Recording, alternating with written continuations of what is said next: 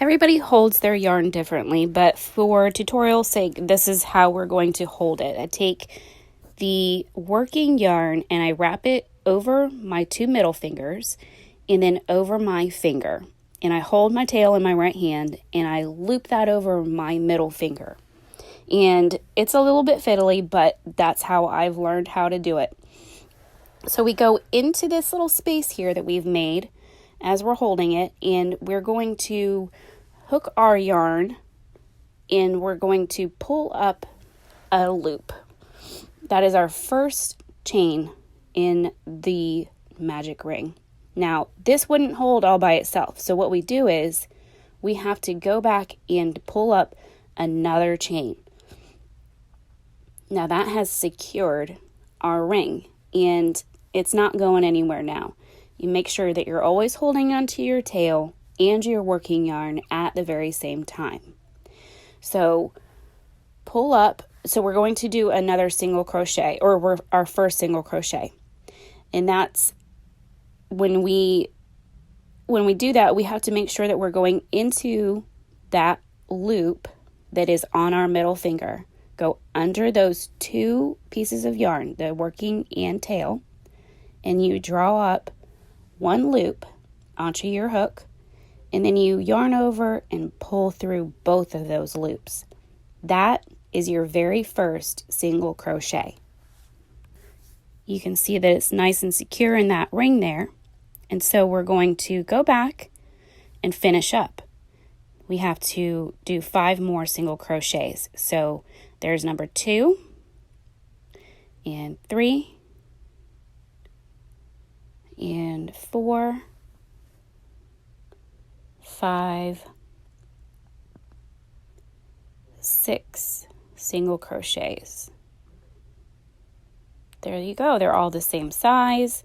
They're all nice and neat, and they're inside that little loop there, and they're not going anywhere. They are nice and secure. So what you want to do now, in order to make this into an actual magic ring, we have to pull on our tail. And that closes up that loop there. And you don't need that loop at all anymore. So we're going to close it up, and that is now our magic ring with 6 single crochets inside of it. And that is what you always start with. Most patterns always start with 6. Sometimes they start with smaller numbers or larger numbers, but basically it's 6 when you first start a pattern. Now, in order to get to that really beautiful circle that we first saw in the beginning of the video, we have to double our stitches. We have to go from 6 to 12 single crochets. So we're going to go into our very first single crochet that we've made, and I've made my hole too tight. Sometimes you have to loosen up your hole a little bit. You can't pull it tight until like the second or third row. So again, we are going to grab our yarn and we're going to pull up a loop, and we are going to make another single crochet. And because we're increasing, we do 2 single crochets into each previous single crochet from the first round. And in order to keep track, always put a place stitch, like a marker of any type. I use a bobby pin because I feel like it's easier to get in and out of my project. It doesn't snag and I don't have to worry about a clip, but that is how I do it. So 11 single crochet and 12 single crochet, and we are done with the second round of our magic ring. That is where you will see the pictures of that beautiful circle and wonder, why does mine not look like that? Well, it's because you have to go 2 rounds in order for it to look like an actual circle.